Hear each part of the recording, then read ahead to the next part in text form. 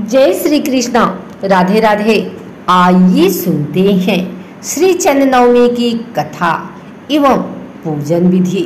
भाद्रपद माह के शुक्ल पक्ष की नवमी को श्री चंद नवमी के रूप में जाना जाता है। यह उत्सव उदासीन संप्रदाय के प्रवर्तक चंद्र जी के लिए समर्पित है। भारतवर्ष की तपोभूमि में समय समय पर धार्मिक विचारों का जन शैलाब सदैव ही उमड़ता रहता है। यह किसी एक व्यक्ति की बात हो या फिर किसी जनसमूह की, सभी ने धार्मिक विचारधारा में अपना अपना विशेष योगदान भी दिया और जिसकी अमिट छाप किसी न किसी रूप में आज भी देखने को मिलती है। इस धार्मिक वैचारिक मार्ग में एक नाम श्री चंद जी का भी है। श्री चंद जी ने अपने विचारों और कार्यों द्वारा जो भी समाज कल्याण के कार्य किए, वह सभी आज भी एक आदर्श के रूप में स्थापित है। श्री चंद जी द्वारा धर्म के क्षेत्र में जो भी अनुसंधान और नए विचार आए, वह सभी आज भी सभी के पथ प्रदर्शक बने हुए हैं। चंद जी का समयकाल 1494 से 1643 के मध्य का माना गया है। श्री चंद जी का जन्म सिखों के गुरु नानक देव जी के घर हुआ था। श्री चंद जी ने पिता की ही भांति अपने कार्यों द्वारा लोक कल्याण की भावना को सर्वोपरि दर्शाया। श्री चंद बचपन से ही साधना और आध्यात्मिक यात्रा में निकल पड़े थे। जिस अवस्था में बच्चे खेलकूद में व्यस्त रहते हैं, उस समय बाबा श्री चंद जी एकांत में उपासना और समाधि में लीन रहते थे। उन्हें वन में एकांत समय बहुत भाता था, जहां वह अपनी चेतना और ज्ञान का विकास करने में लगे रहते थे। विवाह होने पर वह देश भ्रमण को निकल पड़े। इस समय उन्होंने देश के अनेक क्षेत्रों की यात्राएं की, साथ ही अनेक साधु संतों से मिले और उनके साथ अपने ज्ञान को बांटा।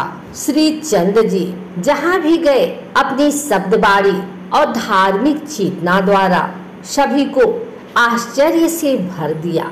अपने प्रयासों द्वारा दुखियों के कष्टों का निवारण भी किया। उनके कार्यों द्वारा उनकी प्रसिद्धि चारों ओर फैलती चली गई। उनसे मिलने के लिए सभी लोग बहुत व्याकुल से रहते थे। उनके दर्शनों की अभिलाषा करने में बहुत से हिंदू राजाओं के साथ ही मुगल बादशाह भी शामिल थे। श्री चंद जी से संबंधित कुछ कथाएं भी प्राप्त होती हैं, जो उनके चमत्कारों और उनकी महत्ता को दर्शाती हैं। एक कथा के अनुसार जब श्री चंद जी देश भ्रमण के दौरान कश्मीर गए, तो बाबा अपनी मस्ती में धूप में बैठे हुए थे। उसी समय एक जमींदार ने यह देखकर कि एक कैसा बाबा खुद तो धूप के मजे ले रहा है, जब बाबा को अपनी ही फिक्र है तो वह दूसरों का क्या भला कर पाएगा और क्या छाया देगा। श्री चंद जी उसके मन की बात को समझ गए और उसी समय उन्होंने कुंड से जलती हुई लकड़ी निकालकर धरती में गाड़ दी। पल भर में वह लकड़ी विशाल चिनार के वृक्ष में बदल गई। यह चमत्कार देखकर जमींदार बाबा श्री चंद जी के पैरों में गिर पड़ा और अपने अज्ञानता की माफी मांगने लगा। माना जाता है कि तब से वह वृक्ष चंद चिनार के नाम से आज भी है। एक अन्य कथा के अनुसार कहा जाता है कि रावी नदी के किनारे चंबा शहर के राजा राज्य करता था। उस राजा के आदेश के बिना कोई भी नाविक किसी संत महात्मा को नदी पार नहीं करा सकता था। एक बार वहां श्री चंद जी आए और नाविक से नदी पार करने की इच्छा जताने लगे, लेकिन नाविक उन्हें राजा के आदेश की बात बताते हुए नाव पार कराने से मना कर देता है और राजा से आदेश लेकर आने को कहता है। इस पर श्री चंद जी ने वहां पड़ी एक बड़ी शिला को नदी में ढकेल कर उस पर बैठकर नदी पार कर लिए। नाविक यह दृश्य देख राजा के पास जाकर उन्हें बाबा श्री चंद जी के बारे में बताया। राजा को पता लगा तो वह दौड़कर बाबा के चरणों में गिर गया और उनका सेवक बन गया। श्री चंद जी ने उसे अपना कर उसे अहंकार का त्याग करने को कहा। राजा को धर्म का उपदेश देकर उसके अज्ञानता को दूर किया। बाबा के आशीर्वाद से राजा को पुत्र रत्न की प्राप्ति हुई। कहा जाता है कि जिस शिला को बाबा चंद जी ने अपनी नाव के रूप में उपयोग किया था वह आज भी चंबा में स्थापित है। श्री चंद जी उदासीन संप्रदाय की स्थापना में महत्वपूर्ण भूमिका निभाते हैं। उदासीन संप्रदाय सिख साधुओं का एक महत्वपूर्ण संप्रदाय है। उनके इस संप्रदाय में बहुत सी शिक्षाएं सिख पंथ से ली गई थी। श्री चंद जी ने मानवता के विचार को सदैव ऊपर रखा। वह एक प्रकार की अहिंसात्मक प्रवृत्ति की और बहुत अधिक झुकाव भी रखते थे।